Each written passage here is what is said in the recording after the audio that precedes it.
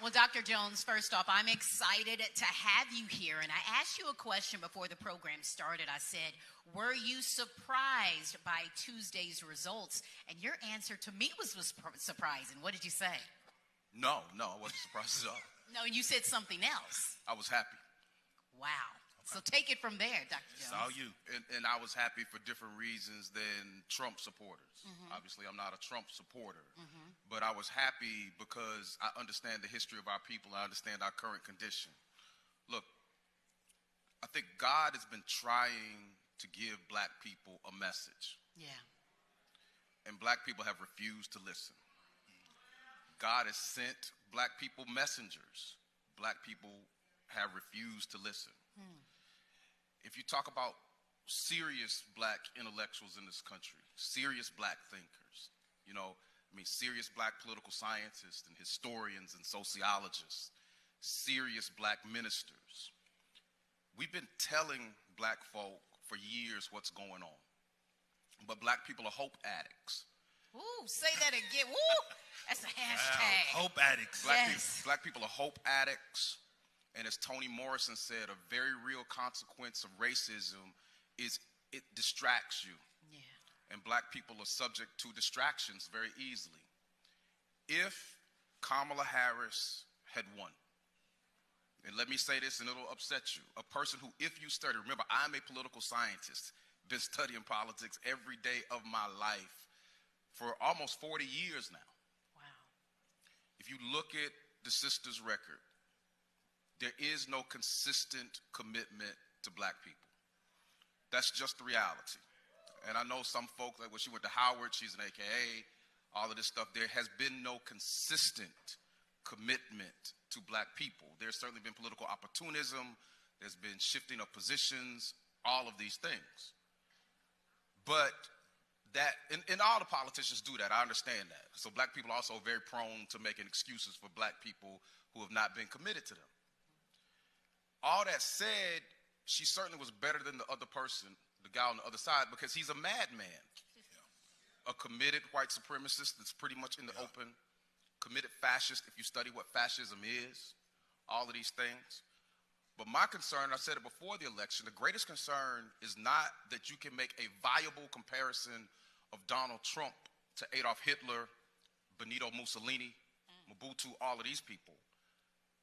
It's very real that you can make a viable comparison of 21st century America to 20th century Germany right after World War I. Wow.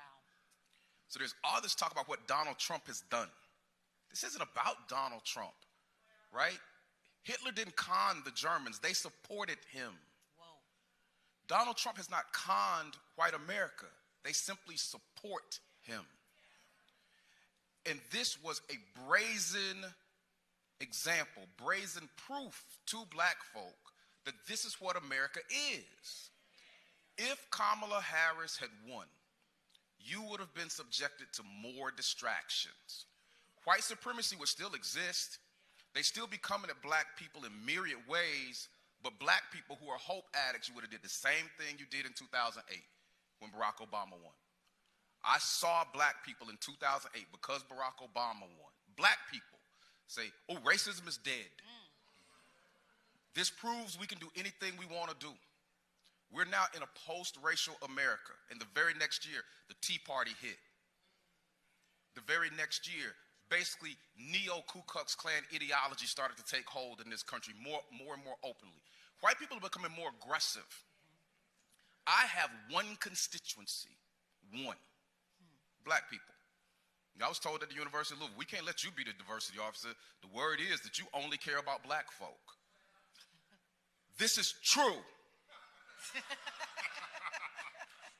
It's not that I wish anybody else any harm, but I very openly care about my people because so few others do. Wow. All this black-brown coalition y'all been on, Hispanics have let you know with their votes.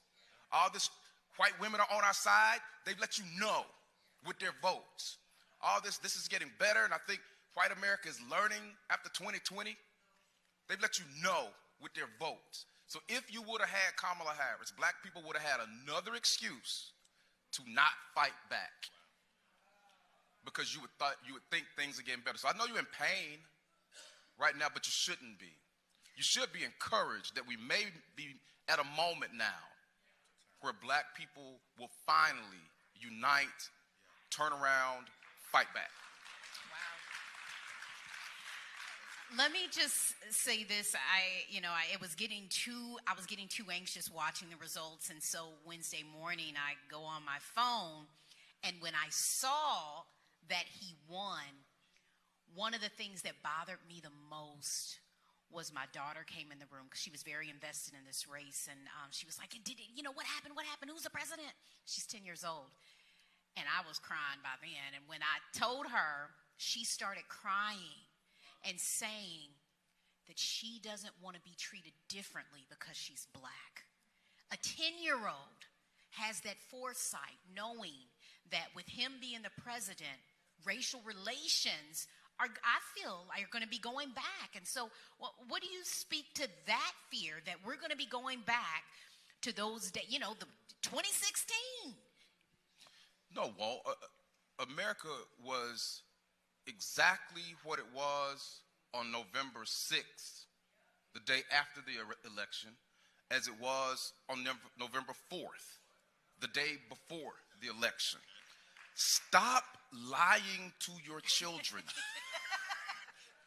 Because when you lie to your children or lie to yourselves and give yourselves false hope, you send your children into a white supremacist world unarmed. You owe them better than that. My child didn't cry at all. Did y'all really believe that white America was going to come out and vote for a black woman? No matter how milquetoast that black woman might be. Did you really believe that? They would have voted for the devil himself before they did. In effect, they did. So there was a time when Marcus Garvey would bring the Ku Klux Klan into UNIA meetings and say, tell my people exactly what you feel about them so they can know and they can't make excuses, right? Martin Luther King Jr. went down to Albany, Georgia in 1961, but Laurie Pritchett was a softer, smarter sheriff, and he handled things in a more complex way. And King and his people knew that they had to go to Birmingham where they run into a Bull Connor who would be more overt with his racism. So King knew then our people can see exactly what's happening here. Black people didn't want to fight back in the 50s. And then they killed Emmett Till, and it turned everything around. Vernon Johns was rejected in Montgomery because folks thought that he was too radical. King came to pastor his church. And then Emmett Till was killed. That started the civil rights movement. So please wake up. Take inventory where you are. If you are happy in Louisville, black folk, ain't nothing for you to do. If you cool with your situation of powerlessness, ain't nothing for you to do. But if I come tell you how they're treating our children and our people at the University of Louisville, for example, that they're taking scholarships that used to be set aside for black children and they no longer can be set aside for black children. Listen to me. If I tell you they're losing black faculty to teach our children and they don't care nothing about building that back up, listen to me. If I tell you there's a diversity office headed by a black man who is giving marching orders to his people to never specifically mention black people, listen to me. And if you don't want to listen to that, then continue to do what you do, ignore what's happening to black folk there, and go cheer for University of Louisville basketball. And go cheer for football. And the white folks will say, these Negroes are not a threat. So take Tuesday. So it's not just about U of L. Stop following black politicians who do not have the heart or the inclination to fight for you, right? You're not just tolerating them, you're celebrating them. So if that's where you are here in Louisville, then be there and be happy with it, but don't lie to yourself and don't lie to your children. Get some heart, fight back, because at this point, if you haven't gotten the message that God is giving you, I don't know what will make you get it. So no, I wasn't sad, I wasn't surprised. I was happy that maybe we have another historical moment where our people will understand that all we got is us, and if we don't organize, strategize, and fight back, we're done for our children's sake.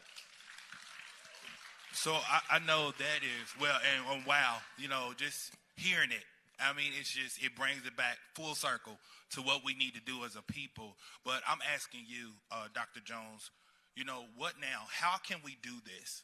What's next for us? What can we do? What can we do? I've been in this town for 28 years and been writing for all 28 of them. Go read some of the stuff I've written.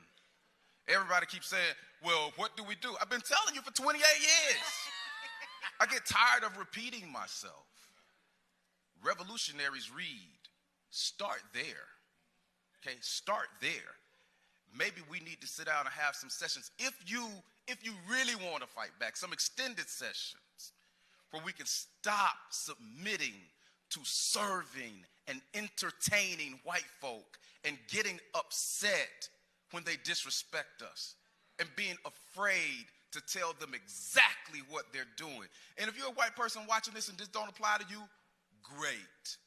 Welcome to the party. And to black folk who've been making excuses for themselves to not fight for black men, black women, and black children, welcome to the party. And if not, just admit that you're a coward, step aside and let the real black folks sit here and do something. Because Kamala Harris wasn't going to save you. And so now you're not going to be distracted into thinking that she was.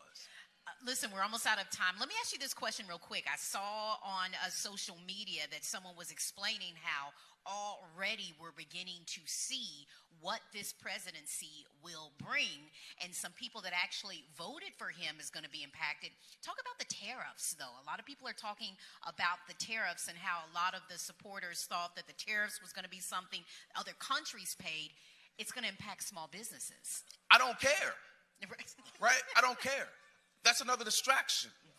Listen to what white folks are saying from MSNBC to CNN. It ain't just Fox. They want to talk about the economy. Oh, this was about the economy. Folks are voting for the economy. No, this was another reaffirmation of white supremacy. I'm not getting pulled into any talk about no tariffs. I don't care if that whole thing falls apart. Right? Y'all cannot be distracted by that foolishness. Ain't nobody saying that what this was about was white supremacy. It's just like in this state, this anti-diversity movement in the 8th whitest state in the country. White people have already won. What do they have to fight for?